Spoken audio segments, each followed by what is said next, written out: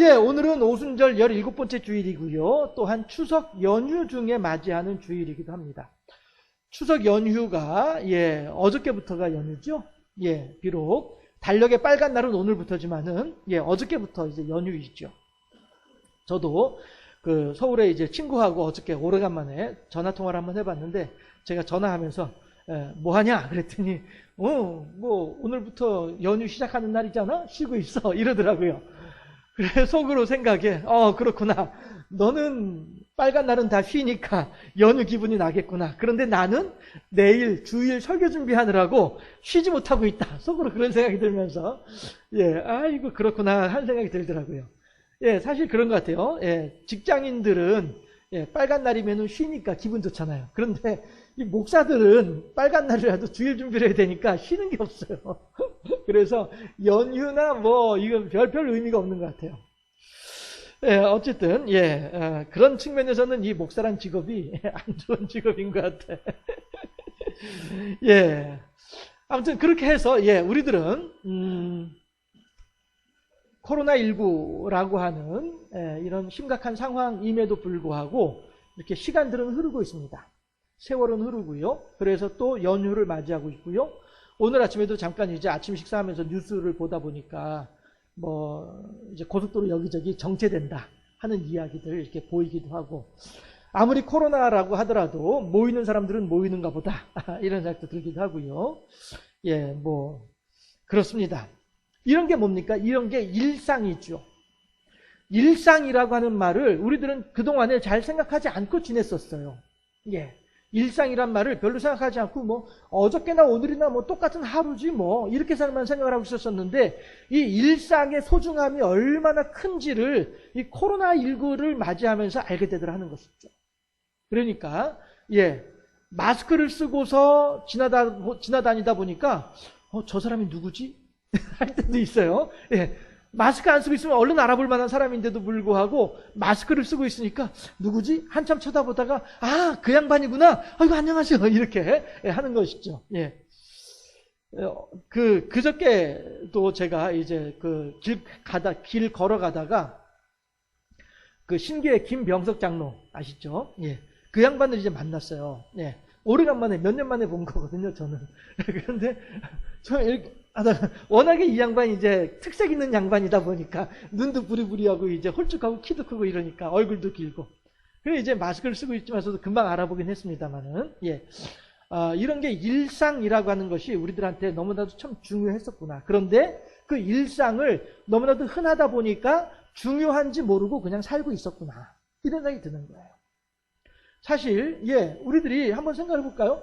10년 전 오늘, 그러니까 10년 전 9월 19일 날 아침 식사 뭐 했는지, 반찬 뭐 먹었는지 기억나시는 분 계신가요? 10년 전 9월 19일 날 누구를 만났는지, 저녁 때 무슨 반찬을 먹었는지 기억나시는 분 계실까요? 너무 오래돼서 기억이 안 난다고요? 그러면은 일주일 전에는 어떨까요?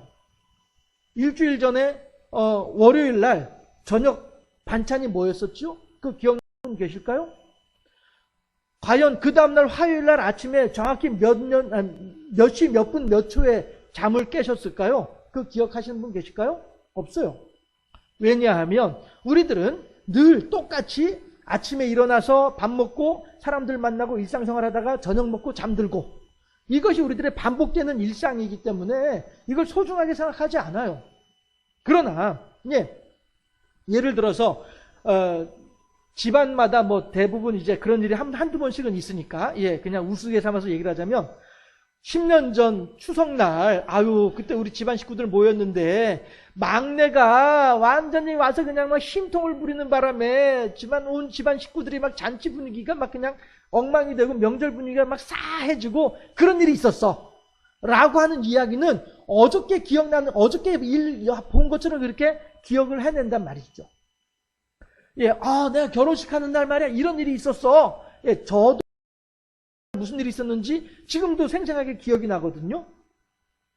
물론 이제 아무튼 뭐 여러 가지 아무튼 이런 것처럼 왜 그러냐 하면은 늘 있는 일들은 우리들의 기억 속에서 별로 그런 거 중요하게 생각되지 않으니까 기억이 남지 않는 거예요. 그러나 일생에 한 번 있을까 한 그런 일들에 대해서는 기억이 나는 거예요. 저 같은 경우에도 지금도 이제 설교를 하다 보니까 또 생각나는 것이 있는데, 제가 지금 여러분들 보면은 여기에 상처가 있어요. 흉터가 있어요. 불에 데인 흉터거든요. 제가 어렸을 때 시골에 할머니 집에서 살 때 아궁이에서 불장난하고 놀다가 부지깽이에 데인 상처예요. 근데 이거 제가 근 50년 가까이 지난 일인데도 불구하고, 이거 기억나는 거예요. 그래, 부뚜막에서 저기 할머니가 이제 마당인가 계셨었는데, 할머니 나 불에 댔어! 이러니까, 간장통지에 손 집어넣어! 그렇게 했던 게 기억이 나는 거예요. 그런 것처럼, 수십 년, 근 50년 전 일인데도 불구하고 생생하게 기억이 나는 거예요. 왜 그래요? 어쩌다 한 번 일이거든요. 어쩌다 한 번 있는 일이다 보니 그건 생생하게 기억이 나는 거예요. 그렇지만은 그날 아침에 뭘 먹었는지, 그날 저녁에 뭘 먹었는지, 그날 어떤 일이 있었는지에 대해서는 기억 안 나는 거예요. 이런 것처럼 우리들도 마찬가지로 일상생활을 살다 보면은 늘 있는 일들은 기억하기가 쉽지가 않지만 어쩌다 한 번 일처럼 생생하게 기억난다는 것이죠. 임 권사님, 경운기 사고 날 때 기억나시잖아요. 여기서 마이크 붙잡고 말씀해보세요. 이제 어제 일처럼 말씀할 수 있잖아요. 왜 그래요? 그만큼 놀란 것이고, 나한테 두 번 다시 그런 일이 없기를 바라는 마음이 있다 보니까, 그게 이렇게 생생하게 기억이 나는 거란 말씀이죠. 그런데 오늘 본문에서는 뭘 말씀하시냐면은, 이렇게 일상적인 상황 속에서도 우리들은 신앙인으로서, 하나님을 믿는 사람으로서 일상으로 흘려보낼 것이 아니라 굳게 결단을 할 필요가 있다라고 하는 말씀을 하고 계신다는 것입니다. 그래서 제가 왜 이 말씀 드리냐면은 우리들도 이렇게 주일마다 예배당에 나와서 예배 드리는 것이 우리들의 일상이에요. 매주마다 매주마다 빠지지 않고 있는 일이에요. 하다못해 제가 차량 운행을 시작하고서 한 번도 차량 운행을 안 한 적이 없어요. 그렇죠? 계속 차량 운행 계속 도는 거예요. 매주마다 있는 일이에요. 저는 매주마다 아침 9시면은 알람이 울리고요. 매주마다 아침 9시 반이면 아침을 먹고요. 매주마다 10시 10분에서 15분 사이면은 차를 끌고 나가는 거예요. 매주 주일마다.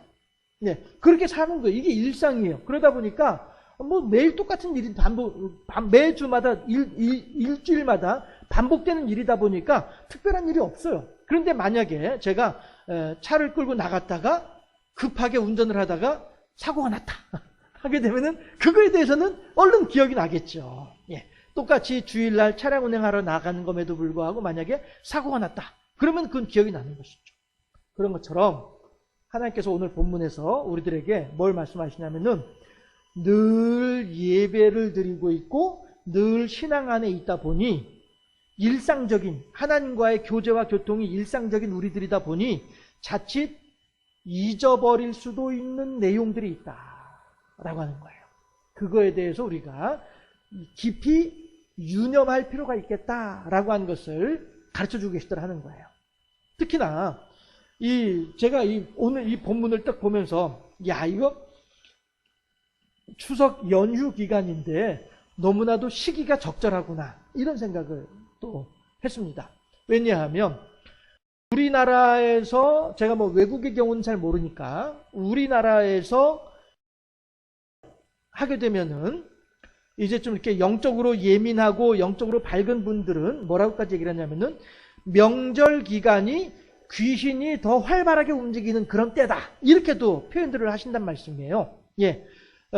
명절 때가 되면 사탄의 역사가 더욱더 극심해진다 이렇게도 표현을 하시는 분들도 계신단 말이에요. 그 표현이 틀렸다 맞았다 이걸 떠나서 특히나 이 한국에서는 명절 기간이 더욱더 예민한 기독교인으로서 더욱더 예민한 기간인 것은 분명해요. 그래서 저도 예전에 교육전도 하면서 아동부나 중고등부나 이런 교회 학교를 할 때에도 마찬가지였고 명절 기간마다 꼭 빠뜨리지 않고 주보에 넣는 광고 문구가 뭐냐 하면은 이번 명절 기간 중에 우상 숭배를 유념하고 믿는 사람으로서의 도리를 다합시다. 이 내용에 대해서는 거의 매 명절마다 주보에 이 내용을 빼놓지 않고 있었어요. 그러니까 제가 주보를 만드는 동안에는 말이죠. 예. 그만큼 이제 명절 기간에는 우상숭배라고 하는 것이 중요한 상황이니까, 예. 그런 일들을 이제 하게 신경 쓸 수밖에 없는 것이죠. 교역자 입장에서. 그런 측면에서 보았을 때에 우리들은 오늘 이 마가복음 4장 7절 8절 말씀이 이 명절 기간에 참 시기적절한 말씀이다라는 생각이 또 들게 되는 거예요. 왜 그러냐 하면 우리들은 늘 예배드리고 늘 신앙생활하고 늘 하나님을 찾는 사람들이다 보니 우리들의 일상생활 속에서 때로는 잊어버리고 잠깐 흘려버리기 쉬운 내용 중에 하나가 뭐냐 하면 여호와 제일주의 신앙이라고 하는 거예요. 이 또한 제가 여러분들을 만난 때부터 계속 반복해서 거듭해서 강조하고 있는 내용이죠. 여호와 제일주의 신앙이 필요합니다. 우리들은 여호와 제일주의 신앙으로 살아야만 합니다. 우리들의 일상 속에서 우리들의 하루 생활 속에서 하나님이라면 어떻게 하실 것인가? 하나님께서는 과연 이 상황 속에서 나한테 어떻게 하기를 원하고 계실까? 이거를 늘 물어보면서 여기에서 주신 하나님의 응답을 따라서 하나님께서 주시는 감동을 따라서 그렇게 우리들은 살아야 되겠다. 이 상황에 대해서 성경에서는 뭐라고 얘기를 하고 있을까? 이걸 생각을 하면서 성경에서는 지금 이렇게 하고 있으니까 하나님 나한테 이렇게 하기를 원하시는 거구나 라고 생각을 하고 그에 따라서 순종할 수 있는, 그것이 나한테 새로 해롭게 되고 그것이 나한테 손해가 되고 그것이 나한테 불리하게 된다 할지라도 이것이 하나님의 뜻이라면 순종할 수 있는, 이것이 여호와 제일주의의 신앙이다라고 하는 것이죠.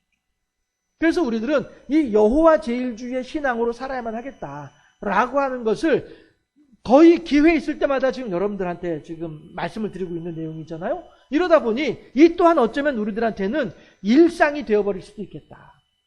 아이고 이 목사님 또 나왔네, 여호와 제일주의 신앙. 아유 또 노래 부르네, 똑같은 얘기. 하다 보면 우리들한테 이것이 일상이 될 수도 있겠다라고 하는 것입니다.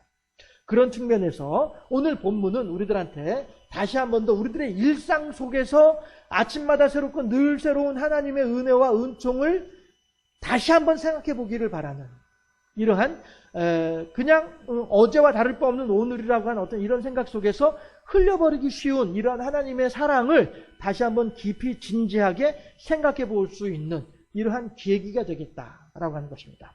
그런 측면에서 오늘 본문을 살펴보자면 어떤 내용이 나오냐면은 7절에서는 하나님과 마귀 사이에서 무엇을 결정할 것인지에 대해서 우리들한테 가르쳐주고 있어요. 여러분, 한번 여러분들한테 질문을 해보겠습니다.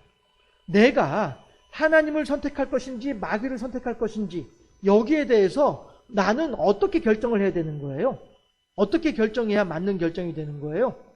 설마 우리들 가운데 하나님이 아니라 마귀를 선택해야 됩니다 라고 하는 분들은 아무도 안 계실 거라고 생각이 되어져요.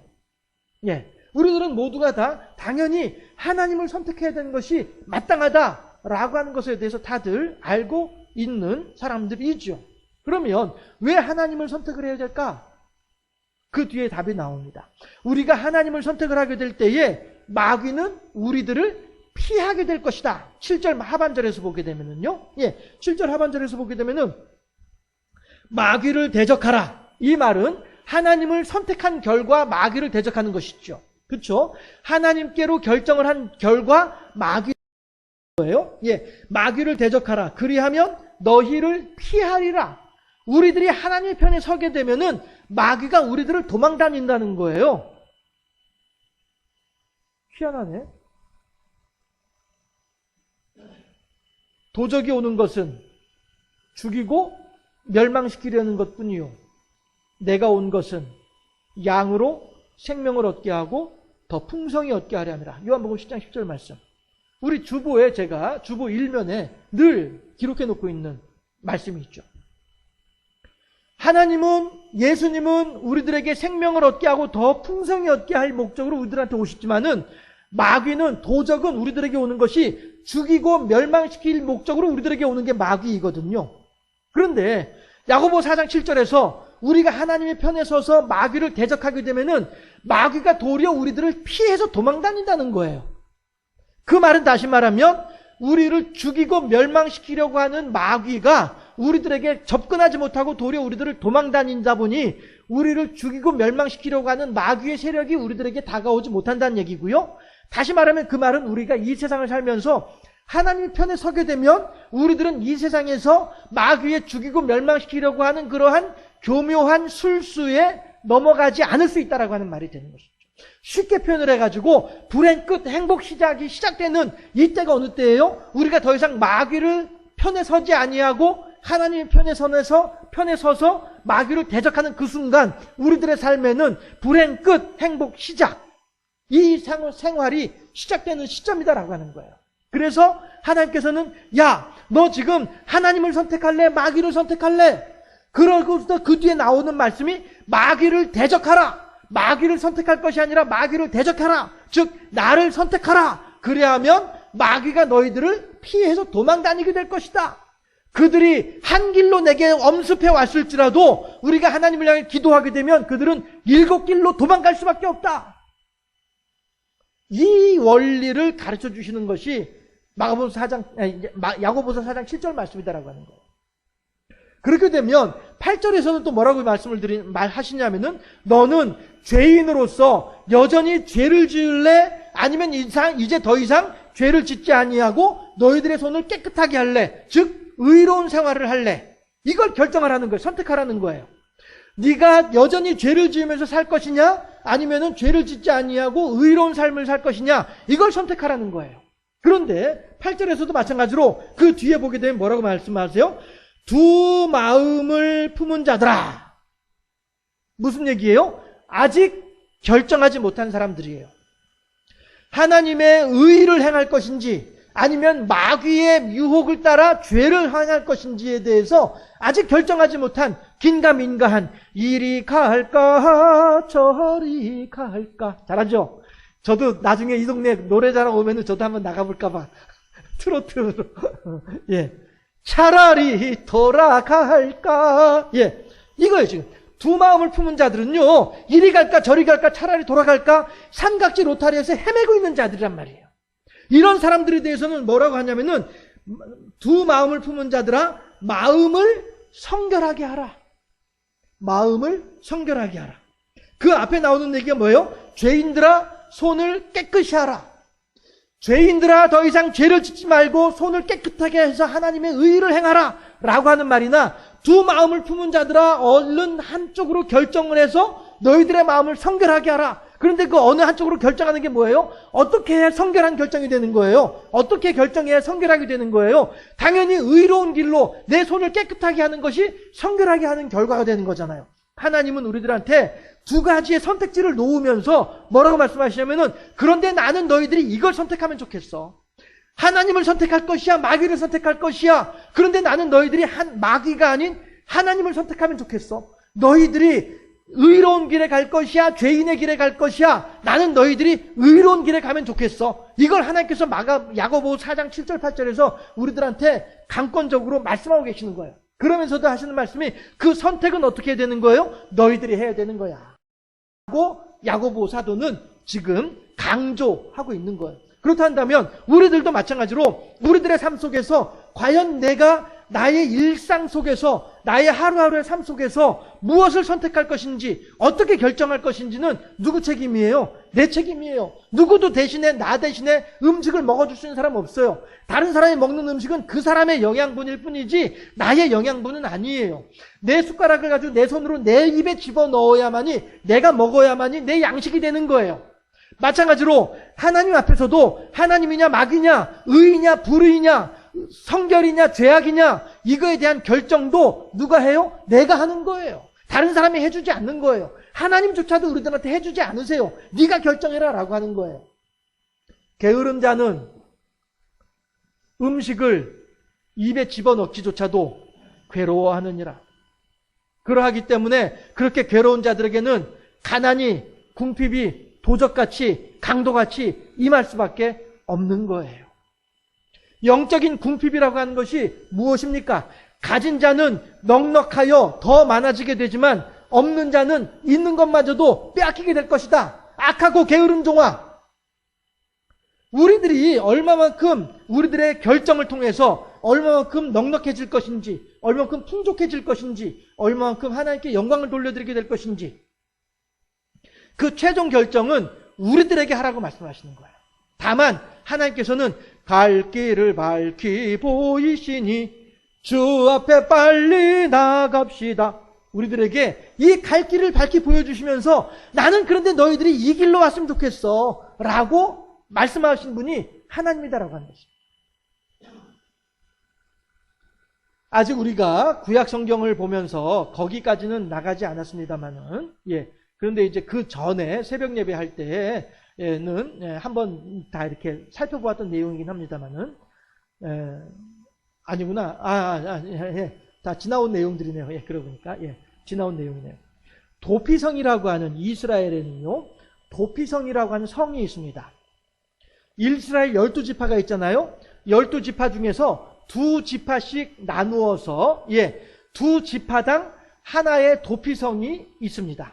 그래서 이 도피성에는 사람을 죽인 자들, 예를 들어서 홍길동이가 있는데 홍길동이가 김철수를 실수해서 죽게 만들었어요. 둘이 같이 나무를 하러, 도끼를 들고 나무를 하러 산에 올라갔다가 홍길동이가 끙차하면서 나무를, 도끼를 휘둘러가지고 나무를 툭 쳤는데 도끼가 빠져가지고, 도끼자루에서 도끼날이 빠져가지고 휙 날아가가지고 앞에서 같이 나무하던, 마주보고 나무하고 있던 김철수 머리에 띵 맞아가지고 김철수가 그 자리에 죽었어요. 예를 들면은, 그렇게 되면 김철수의 동생들이 홍길동이를 잡아 죽이러 오는 거예요. 왜냐하면 눈에는 눈, 이에는 이, 피에는 피이니까. 그래서 생명에는 생명으로 되갚는 것이 이스라엘의 법이니까. 그러니까 홍길동이가 비록 실수이지만은 김철수를 죽게 만들었으면은 김철수의 동생이나 형들은 김철수를 대신해서 동생이나 형들이 홍길동이를 죽임으로써 김철수의 복수를 해줄 수 있어요. 이것이 법이에요. 이스라엘의 법이에요. 동해보복법이라고 하거든요. 눈에는 눈, 이에는 이, 생명에는 생명으로. 이것이 동해보복법인데, 그렇게 되면 홍길동이는 꼼짝없이 죽을 수밖에 없는 상황이 되는 거예요. 이렇게 할 때에 홍길동이가 살아날 수 있는 방법이 하나가 있습니다. 그게 뭐냐면은 도피성으로 도망 들어가는 거예요. 도피성으로 들어가게 되면은 김철수의 형들이, 김철수의 동생들이 아무리 이런 등치들이 있다 할지라도 홍길동이가 도피성 안으로 들어가기만 하면은 꼼짝 못하고 건드리지 못하는 거예요. 이게 도피성이에요. 그래서 어느 지역에서나 도피성으로 가는 길은 곧게 구불구불하지도 아니하고 울퉁불퉁하지도 아니하고 꼭 이제 우리 요즘에 아스팔트 길처럼 그렇게 고든 길로 만들어 놓도록 돼 있어요. 이게 도피성으로 가는 길이에요. 왜냐하면 도망가는 사람이 길을 쉽게 찾고 금방 도망갈 수 있도록 하기 위해서 도피성으로 가는 길을 금방 찾을 수 있도록 그 길은 곧게 곧장난 길로 만들어 놓도록 돼 있어요.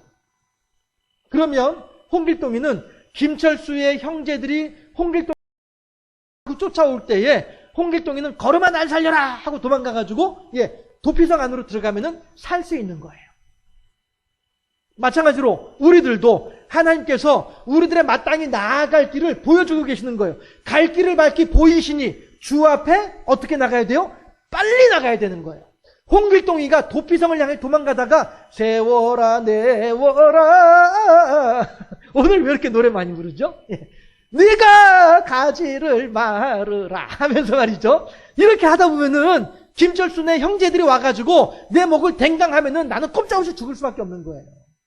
그러하기 때문에 홍길동이는 김철수의 형제들을 피해서 도망간 홍길동이는 걸음아 날 살려라 하고서 오직 도피성 하나만을 냅다 달려나가야만 하는 것이 홍길동이가 해야 될 일. 그래야 살아가는 길이니까. 우리들도 마찬가지로 베드로, 제가 주보에다가 저거는 갑자기 그 성경 구절이 기억이 안 나가지고 베드로전서 5장 8절에 보게 되면은, 자, 주보에 한번 여러분들 같이 보세요. 합독해 보도록 하시죠. 베드로전서 5장 8절 9절 말씀. 주보 다 찾으셨나요? 세 번째 페이지에. 베드로전서 5장 8절 9절 말씀 함께 합독하도록 합니다. 근신하라, 깨어라. 너희 대적 마귀가 우는 사자같이 두루다니며 삼킬 자를 찾나니 너희는 믿음을 굳건하게 하여 그를 대적하라. 이는 세상에 있는 너희 형제들도 동일한 고난을 당하는 줄을 알미라. 여러분들, 제가 이 성경 구절을 처음 읽으면서 이 구절을 묵상을 할 때 어떤 생각이 들었냐면은, 우는 사자. 왜 우는 사자일까? 여기서 왜 우는 너희 대적 마귀가 우는 사자같이 두루다니며 삼킬 자를 찾는다고 했는데 왜 우는 사자일까? 이 부분을 제가 생각을 해봤었어요. 그랬더니 끔찍하게 생각나는 게 뭐냐면은 우는 사자는 왜 우는 사자냐면은 배가 고파서 우는 거예요. 배가 고파서. 그러면 배가 고픈 사자가 삼킬 자를 두루 찾아다닐 때에는 샅샅이 뒤지면서 어느 누구든 하나 걸리기만 해봐라 내가 반드시 배고픈 사자는 쥐 한 마리를 잡을 때에도 최선을 다한다고 하잖아요. 그렇죠? 어떻게 해서 내가 저 쥐 한 마리를 잡아가지고 먹어야 내 배를 채울 수 있습니까? 이게 배고픈 사자의 모습이라고 하잖아요. 마귀가 우는 사자와 같이 삼킬 자를 찾아다닌다고 하는 거예요.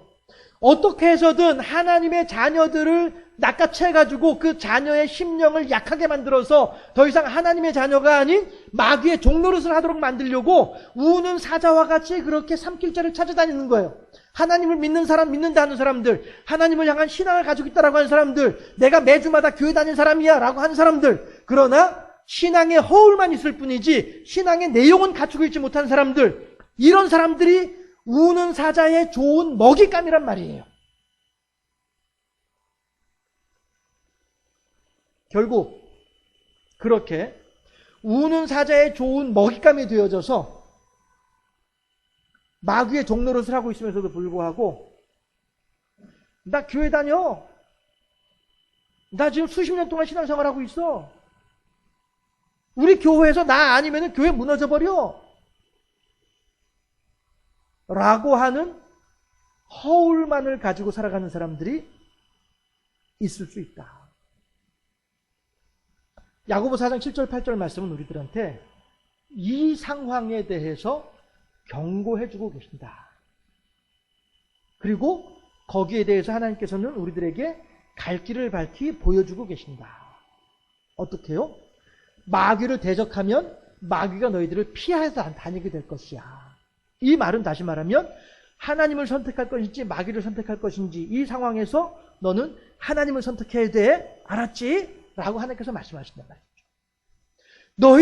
너희 조상이, 너희 아비가 마귀의 종노릇을 하기 때문에 너도 마귀의 종노릇들의 삶인데 조상의 유전한 망령된 행실을 따라서 우리들도 여전히 죄인일 수밖에 없는 우리들의 현 상황인데 이 상황 속에서 야고보 4장 8절에서는요. 이 상황 속에서 우리들에게 더 이상 우리들의 손을 지저분하게 죄를 짓는 것이 아니라 죄로부터 떠나서 의로운 생활 속에 들어감으로 말미암아 우리들의 손을 깨끗하게 하고 그렇게 함으로써 두 마음을 품은 자가 하나님을 선택함으로 말미암아 우리들의 심령을 성결하게 하기를 바라는 이 하나님의 우리들을 향한 간절한 소망이요 우리들을 향한 말씀이 있다는 것이죠. 여기가 고지야. 여기로 와야 돼. 시온의 대로를 향하여서 너는 부지런히 달려가야 돼. 걸음아 날 살려라고 가야 돼. 마귀가 우는 사자같이 너를 지금 삼키려고 쫓아오고 있잖아. 그러니까 빨리빨리 와서 나한테 도망을 와야 돼. 그래서 이 도피성 안에 들어오기만 하면 너희들은 살아. 너희들이 아무리 마귀가 너희들을 힘들게 한다 할지라도 너희들이 믿음의 성 안에 들어오기만 하면은 마귀는 너희들을 감히 어떻게 할 줄 모르는 거야. 그러니까 너희들은 빨리 선택해. 너 어디로 갈 거야? 어디로 도망갈 거야? 빨리 선택해. 그리고 선택한 대로 얼른 움직여. 실천해.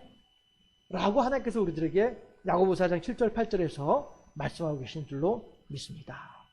여러분들, 우리들은 어떻게 살아야만 하겠습니까?